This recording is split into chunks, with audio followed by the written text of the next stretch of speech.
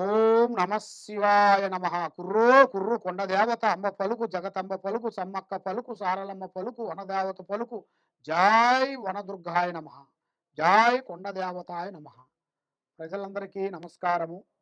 2026 ఫిబ్రవరి మాసం ఈ 12 రాసులకి స్థితిగతులు ఎలా ఉన్నాయి, వాళ్ళ యోగ నక్షత్రం ఎలాగుంది, వాళ్ళకి ఆరోగ్య పరంగా ఎలాగుంది, తర్వాత వాళ్ళకి విద్య పరంగా ఎలాగుంది, వాళ్ళకి కళ్యాణ యోగము దగ్గరికి వచ్చి దూరం కావటం, మరి వాళ్ళు ఎన్ని రోజులు కష్టపడ్డా కూడా ఆ కష్టానికి ప్రతిఫలం లేకోకుండా చేతికాడకు వచ్చింది చేజారిపోవటం.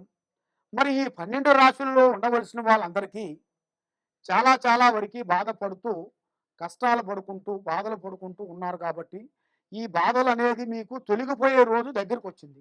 మరి ఈ 12 రాశుల్లో ఉండవలసిన వాళ్ళకి వాళ్ళ జాతక రీత్యా అదృష్ట గడియ, నక్షత్ర గడియ, పూజా బలము ఎప్పటి నుంచి ఎప్పుడు వరకు బాగుంటుంది అనేది ఇప్పుడు వాళ్ళ జాతకాన్ని బట్టి, వాళ్ళ స్థితిగతుల్ని బట్టి, ఏ రాశికి ఏ నక్షత్రాన్ని బట్టి ఏమేమి జరుగుతుంది, ఏమేమి జరగబోతుంది అనేది నేను చెప్పబోతున్నాను. మీ బిఎల్ శ్రీనివాసరాజు, కోయదొర. ఓం నమ శివాయ నమ. 2026 ఫిబ్రవరి మాసం మేనరాశి ఫలితాలు. ఈ మేనరాశిలో ఉండవలసిన వాళ్ళకి విద్యాపరంగా చూసుకుంటే చాలా తెలివితేటలు ఎక్కువగా ఉన్నాయి. విద్యా రంగంలో పెద్దగా అభివృద్ధి సాధిస్తారు. కానీ ఎంత విద్య సాధించినా కూడా టక్కన ఏరే వాళ్ళ మాటలని బ్రేక్ అయిపోతుంటారు.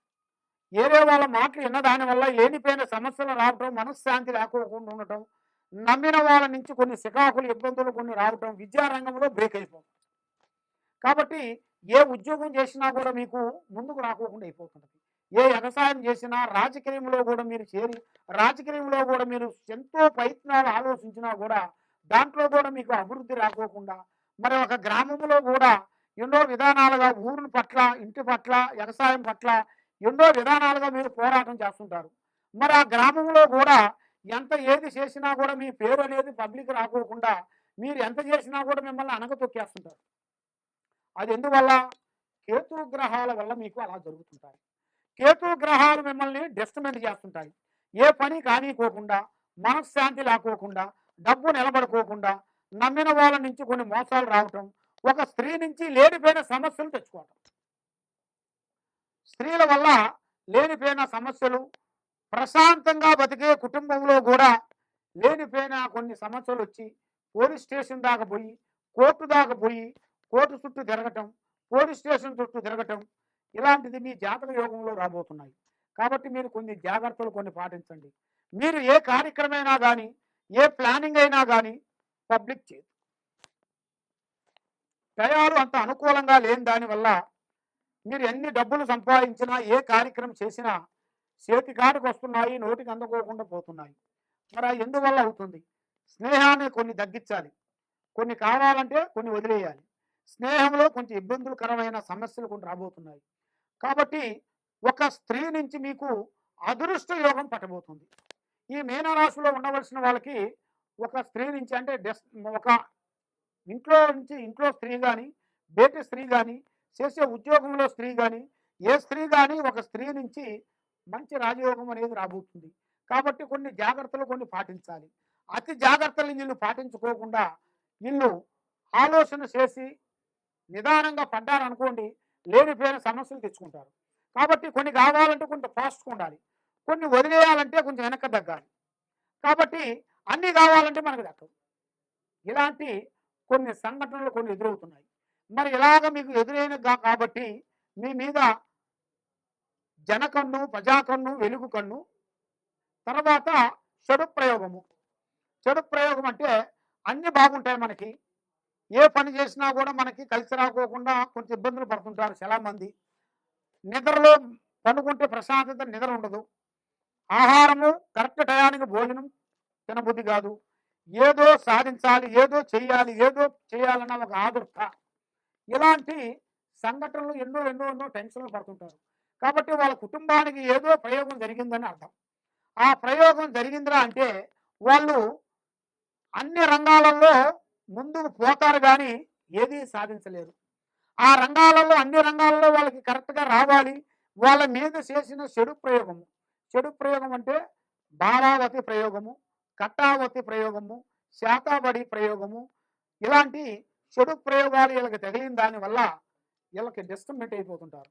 అలాగా డిస్టర్బెంట్ కాకోకుండా ఆ ప్రయోగాలు ఎలాంటి ప్రయోగం రాకోకుండా ఇలా మైండు మనస్సు త్రికార శుద్ధి బాగుండేట్టుగా లక్ష్మి నిలబడేట్టుగా మరి వీళ్ళు ఎవరు ప్రేమించినా కూడా ఆడవాళ్ళ నుంచి మగవాళ్ళు మగవాళ్ళ నుంచి ఆడవాళ్ళని ఈ ఇద్దరికి మీరు ప్రేమించిన వాళ్ళు కూడా ఒక మైండ్ ఒక మనస్తత్వం అనేది అనుకూలంగా ఉండదు.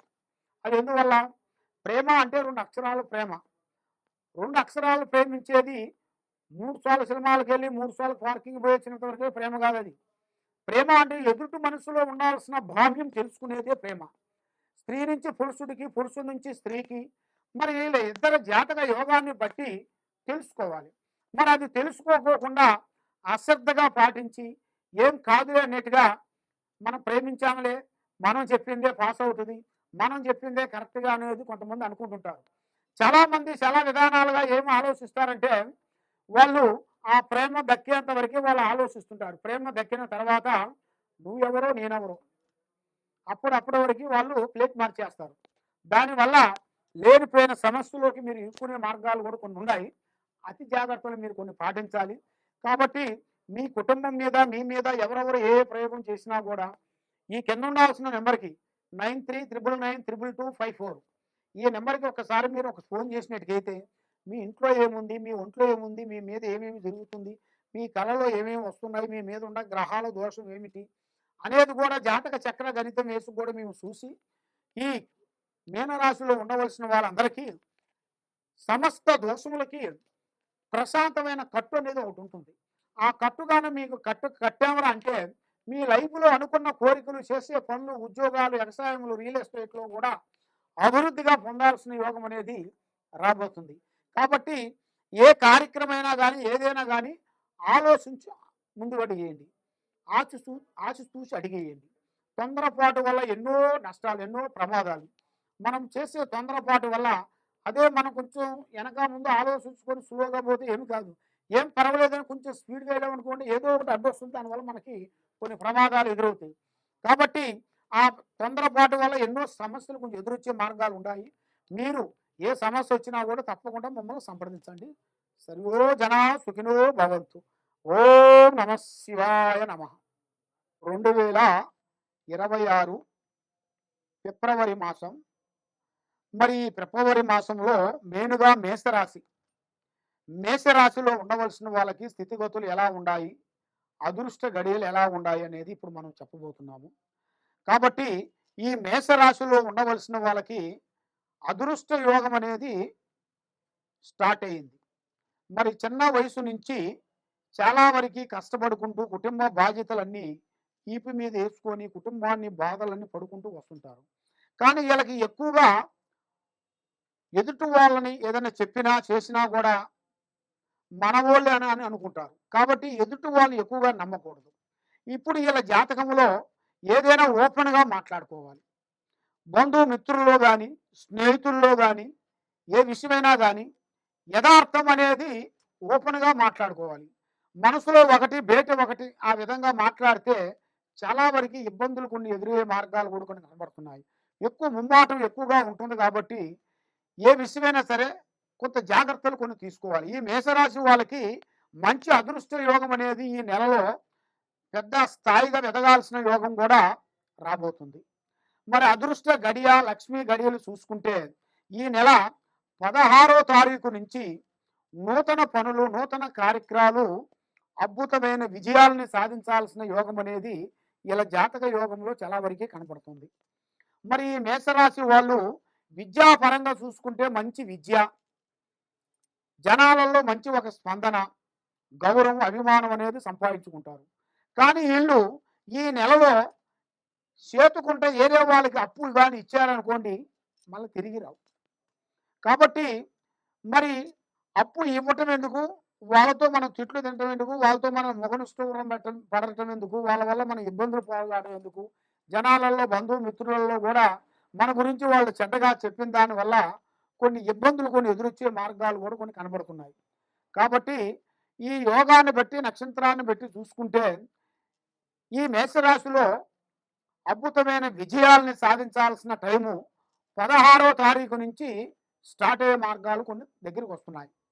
కాబట్టి పెళ్ళిళ్ళు కానీ, ఉద్యోగాలు కానీ, వ్యవసాయం కానీ, వాళ్ళు చేయాల్సిన రాజకీయంలో కానీ కొన్ని మార్పులు కొన్ని రాబోతున్నాయి. కాబట్టి ఎన్నో రోజుల నుంచి రావలసిన స్థిరాస్తులు, రావలసిన డబ్బులు, రావలసిన బంగారము అలాంటిది కూడా చేతికాడికి వచ్చి భంగమైపోయింది. కాబట్టి ఇలా యోగ నక్షత్రాన్ని బట్టి చూసుకుంటే ఏ కార్యక్రమైనా కానీ, ఏ పనైనా కానీ ఏదో ఒక సమస్యతో కొంచెం సతమతం అయిపోతుంటారు. కాబట్టి వీళ్ళు ఎక్కువగా చేయాల్సింది అమ్మవారిని, శ్రీ లక్ష్మీదేవిని అమ్మవారిని పూజాబలం చేసి ఆ గాయత్రి మంత్రాన్ని చదువుకొని ఆ లక్ష్మీదేవత అమ్మవారిని పూజాబలం చేసినట్టుగైతే ఈ మేషరాశిలో ఉండవలసిన వాళ్ళందరికీ అష్ట ఐశ్వర్యాలు, భాగ్యభోగాలు, మనశ్శాంతి ప్రాప్తి కలుగుతాయి. కాబట్టి వీళ్ళకున్న విషయం ఏంటంటే కొద్దిగా జాగ్రత్త పడుకోకుండా అందరూ మనవాళ్ళు అనుకొని మూవ్ అవుతుంటారు. ఆ మూవ్ అయిన దానిగా నుంచి కొంత లేనిపోయిన సమస్యలు కొన్ని రాబోతుంటాయి. ఆ సమస్యల వలన మనశ్శాంతి లేకోకుండా ఉండటం, చేతికాడికి వచ్చింది చేయిజారిపోవటం, అనుకున్న పనులు బ్రేక్ కావటం, ఆ లక్ష్మీదేవత అనేది చేతికాడికి వచ్చింది దూరం కావటం, దరిద్ర టైం 24 గంటలు తిరుగుతూ ఉంటుంది. అదృష్ట టైం ఒక గంటలోనే మనకి ఎదురవుతుంటుంది. మరి ఆ గంటలోనే మనం తెలుసుకోవాలి. తెలుసుకొని కొన్ని జాగ్రత్తలు కొన్ని పన్నిటికైతే మీ జాతకాన్ని బట్టి, మీ యోగాన్ని బట్టి మీకు జయప్రదం కలుగుతుంది. కాబట్టి మీరు చేయాల్సిన పూజాబలం శ్రీ లక్ష్మీదేవిని అమ్మవారిని పూజాబలం చేయండి. శ్రీ గాయత్రి నామకం అనేది ఆమె మంత్రాన్ని మీరు జపించండి.